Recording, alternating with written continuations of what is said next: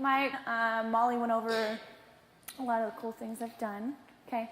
All of the highlights of my career are basically held up by just a mess of failure and sickness and injuries and a ton of work that is not fun.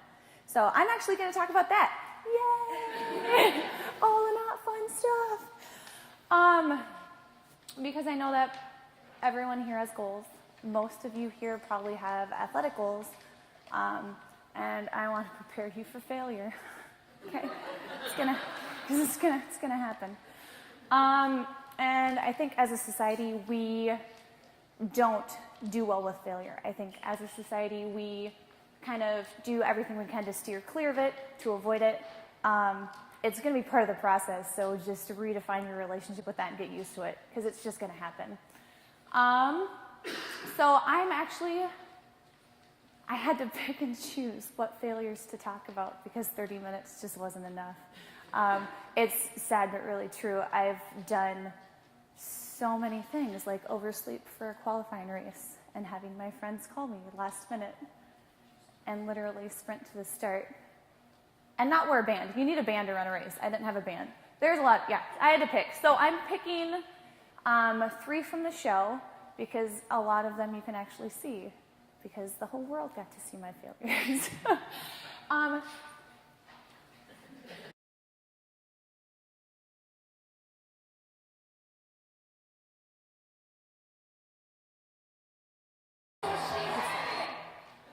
Okay. That was 2017. That was the first time I had ever been on the show. And now we're going to kind of talk about everything leading up to that. Small thing to note, they kept saying Beast and Heesen. My name's pronounced Heesen. That was a panic move. That was a panic move on my part when I was filling out my application, and I thought, don't worry, you're not going to make it that far. I actually made it to national finals that year, so now I have to stick with Heesen, and that's how I introduce myself. With the wrong name every time someone meets me. So that's the first one. That's just a small one. Leading up to this, I actually applied for the show in 2016. They didn't give me a call back. I trained really hard that year. I was really strong that year. And then I decided to course test. Course test is when they get a bunch of just random people around the city to get on the obstacles a couple days before the competitors go, to make sure that the obstacles are the right difficulty level. I'm sure they're doing stuff with setting up lighting and cameras and all that stuff, but the testers never get shown on TV. We just get to playing the obstacles, which is super fun. So I went to the first qualifying city and tested. And I'm stealing your line too. I don't do well with moderation, so then I'm like, I'm gonna do all the cities. There was 6 qualifying cities, there was finals, and then there was a spin-off show, Ninja versus Ninja. So that year, I traveled to 8 different cities to test these obstacles. They do not pay you to do that. So during that time, I was working 2 jobs to pay for it, and then blowing all my money on this very expensive sport in my 30s. It was a great life choice. But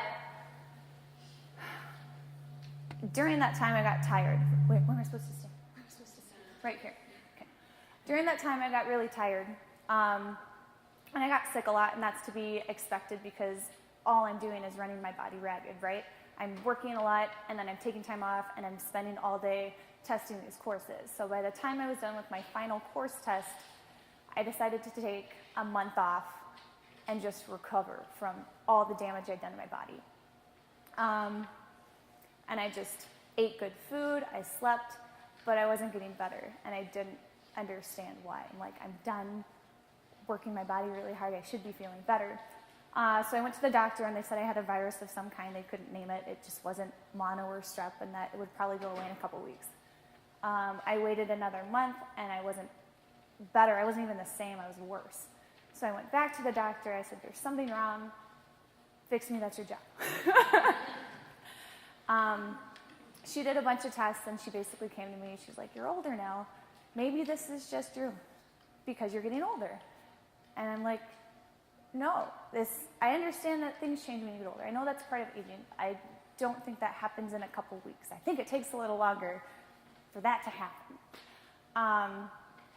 So she ran some tests. She said nothing was wrong. Again, I gave it some time. Long story short, it took about 9 months. I went to see a bunch of doctors. Some just told me it was because I was older. Some just said, you know, it sounds like you're depressed. Do you want to see a therapist? I'm like, well, I'm depressed because I'm sick. Like, please help me. I had a doctor break up with me. She said that she wouldn't see me anymore because she thought I was a hypochondriac. I went to a rheumatologist. They took 14 vials of blood out of me, and I'm like, test me for everything. Let's just figure out what's going on. And they found nothing, which from a rheumatologist standpoint is good because they deal with chronic illnesses, right? So from their standpoint, they're like, good news, you have no chronic illnesses. But I was still left in the dark. I can't explain what that's like because I couldn't work out, which is such a huge part of my life. I couldn't work because I train. And I wasn't getting answers. So I felt like I was going crazy. There was a big part of me that just felt, am I just making this up? Am I just making something out of nothing? And that was probably the hardest part for me to swallow, right? I did some research. I spoke with some friends. I finally decided I'm not going to give up. Like, there has to be something wrong with my body. I mean, I would shop at Target and fantasize about sleeping in the corner for like just a cat nap. It's socially acceptable if you just go really quick and no one catches you, right?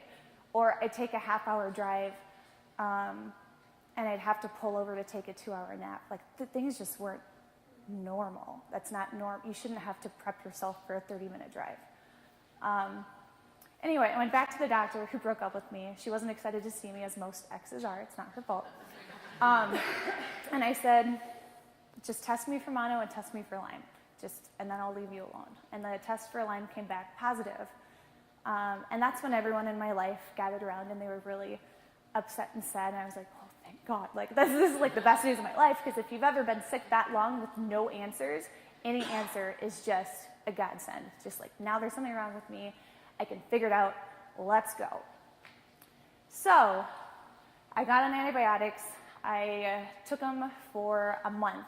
Didn't feel anything until a week after I was done taking them. And I remember the morning I felt better, which is kind of weird. But I woke up that morning and I had energy and I felt normal and I didn't want to move because I'm like, what if this goes away if I move? I'll just stay here a little bit longer and enjoy this. But I finally got up and I got moving and I felt better. Not where I was, but if I was started up here and was down here, I felt like I was on the up and up. That was also about the time when applications for 2017 American Ninja Warrior was due. So I filled out my application for this the night it was due. Not ideal, but that's what I did. Thinking that maybe I'll feel better by the time they actually shoot the show. Because applications are due in January, and the show can air in March to May. It depends on what area you're in. So I got the call, I was on the show, and I was super excited and kind of annoyed at the same time. Because I'm like, I'm excited you picked me, but I was really strong last year, and I haven't worked out in 9 months, and now you want me to come and see what I can do? So I had 6 weeks. I had 6 weeks from when they called me to when I was going to be on the show. And I was panicking, and I was pissed, to be honest with you, because I wasn't strong. I was the weakest I've ever been at that point, and I was supposed to do this big competition that was going to be aired on TV.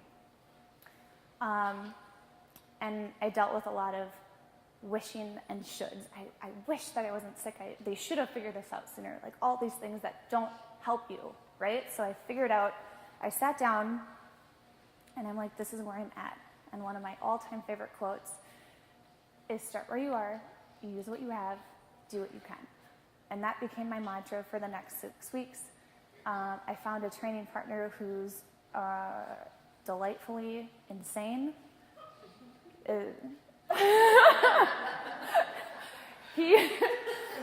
His name is Hunter, and he was in Special Forces, Special Ops, I forget, for the Air Force, and he trains really hard. So I asked if I could train with him, and he said yes. So for 6 weeks, we would train from 6 in the morning to 8 in the morning. and there were 4 parts to our workout. The first part was a 3-mile run, not a jog, it was a run. If he looked at me and I didn't look like I was severely in pain, he would bop it up. We would do that, and then we would do a course that was 20 push-ups, 20 sit-ups, a course, and 10 pull-ups. And we would do that 5 times through. Then we would do hang drills, where we'd hang on a board, do 10 toe touches, and then 10 pull-ups 8 times. So if you're counting, that's like 130 pull-ups for just part of my workout. I never finished a complete workout.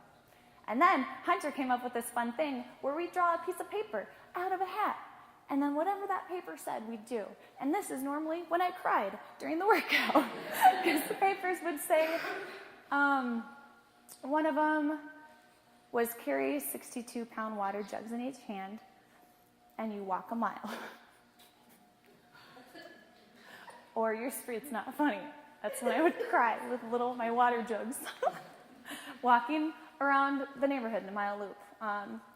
And then the one time I really lost it was I was having trouble getting through the last circuit. It was all upper body. You couldn't use your feet at all, so I'm hanging the whole time. Plus, I have to do 10 pull-ups at the end. And then I read this paper, and I open it up, and it says, do the whole workout again. But it made me stronger, and it got me ready, and I'm really grateful for him and his insanity to get me here. Because this was, I don't think I could have done it without that. I only had 6 weeks. Pushing my body that hard. And to not get sick in that 6 weeks was awesome, to be able to get here. As soon as this was done, I was really excited because I'm like, if I could do that in 6 weeks, I wonder what can happen with a whole year of training. And nothing will go wrong, right? I've already had my story. I don't need anything else. This is great. And then I got picked to be on the spin-off show of American Ninja Warrior, which is American Ninja Warrior Ninja versus Ninja, where you're running side by side with somebody. It's awesome because the course is a little bit easier. So I had a chance to hit a buzzer, which in my line of work is like the ultimate goal. People are talking about hitting buzzers left and right. And I felt strong again. This was after, I think this was in October. So I had a few months to train and get ready. And then this is what happened.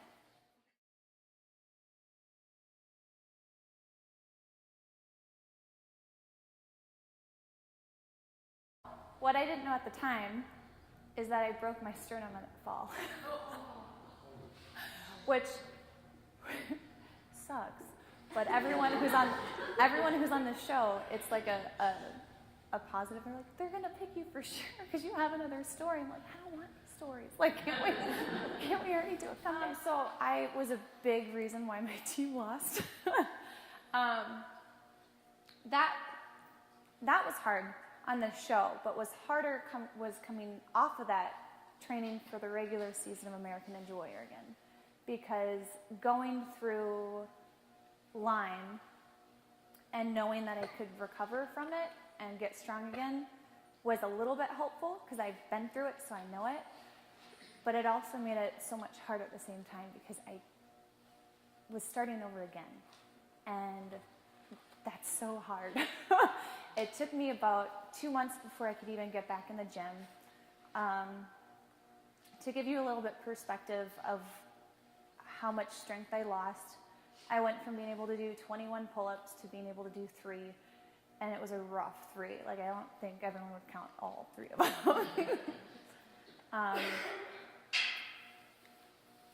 And then I had to go back to my old mantra: start where you are, use what you have, do what you can.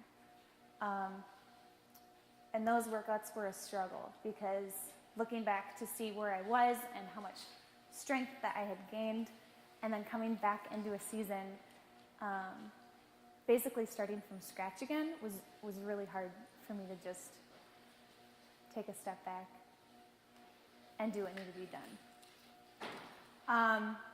Then I got better from that, and I started building up strength, and I was working on my lock-offs. Lock-offs are where you hold your body up and then just stay there. And I was working on one-arm lock-offs, which means I was holding my body up, letting go with one arm, and trying to stay there. And then I threw my neck out a month before this year's show, which is super fun. And I called Lindsay that night, and I'm like, Lindsay, I'll pay you money if you fix my neck, because she does some of this stuff. And she's like, just come over, bring your foam roller, I'll walk you through it. So she walked me through some of the stuff, but my neck was so messed up at that point that it needed more attention. And that's actually, where is he? That's when I was introduced to Grant. Lindsay said I should go see him, that he could really help me out, and he did. I was getting ready to call the producers and just tell them that I wasn't going to compete. I can't compete if I can't even turn my head. I worked with Grant. I got pretty good a week before the competition, which means I had not worked out at all. A month before the competition, again, not coming into it as strong as I would like to. But doing what I could with what I had. So I'm going to end this on my last run that I did this year for the Minneapolis finals run. It's the best run I've ever done on the show. I'm really proud of it. And I just want to encourage all of you that failure is going to happen. It will happen a lot. Hopefully not as much as it has happened to me or as hard as it's happened to me. But if you just take what you have and adjust your process while staying focused on your goal, you'll get there. I've had to adjust my process a lot. When I broke my sternum, I had to adjust my process and say, okay, I'll focus on my diet, which was horrible. Lindsay still thinks it is horrible, but I think it's better. Focus on my diet. When I was dealing with Lyme disease, I focused on flexibility and stretching and a little bit of rehab, because my main goal was to become a better athlete. And all of those pieces, now that I'm able to train normally again, have done a world of difference to make me stronger and better as an athlete, because I decided to shift that focus.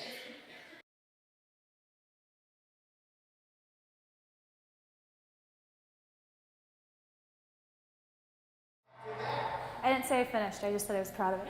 All right, thanks guys.